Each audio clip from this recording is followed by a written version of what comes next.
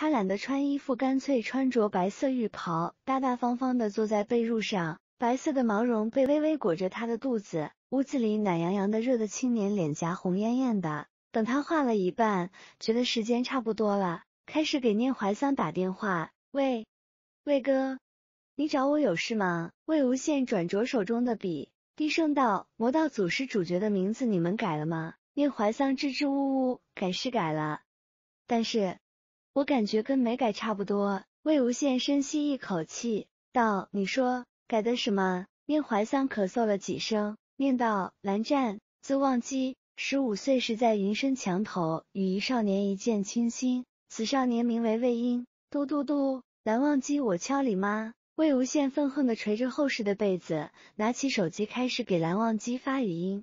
臭男人，你说话不算话，说好的改名字，你咋还多出来个字？你是不是玩不起？你喊你爹的亲亲！蓝忘机拿着手机，听着魏无羡发来的一条又一条语音，他把手机放得离自己很近，像是在亲吻魏婴这2个字。他发了条语音：我改了，旁人不知，你我小名不会有人传。魏无羡在这边差点没忍住打他，刚好蓝忘机发送了个视频邀请，他直接点了接受，张嘴就骂：我怎么没发现你这么多小心思啊！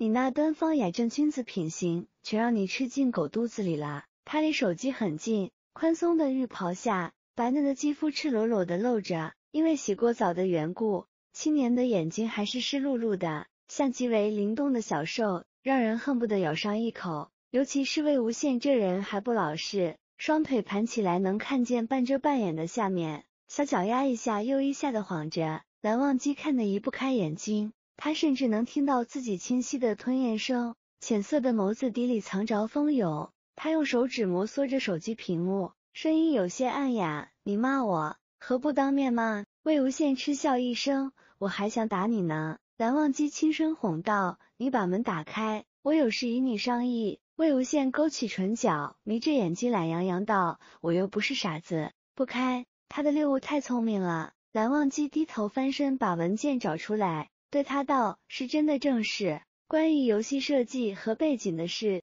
听吗？魏无羡摸着下巴细想，总归是自己家，这人应当不会怎么出格。他点点头，那好吧。他穿着拖鞋下去，也不管自己还穿着浴袍，会让男人多么失控。他走到门前，刚一把门打开，男人果真是拿着文件来的，只是他看见魏无羡，却是伸手迅速把人抱起来抵在墙上，咔嗒，门被锁上。魏无羡睁大眼睛还想骂人，蓝忘机压着他，把他那张嘴给堵了个彻底，气喘吁吁的拼命纠缠。打我吗？男人亲他亲的又狠又急，手掌扣着他的脑袋，把他抵在墙上。这人的另一只手还不老实的去捏他衣服下面的腿肉，接着又掐着往双丘上揉。魏无羡被压制的快要喘不过气，只觉得自己那2瓣肉让捏着酸疼酸疼。他脾气上来，伸手去推蓝忘机的手臂，什么毛病？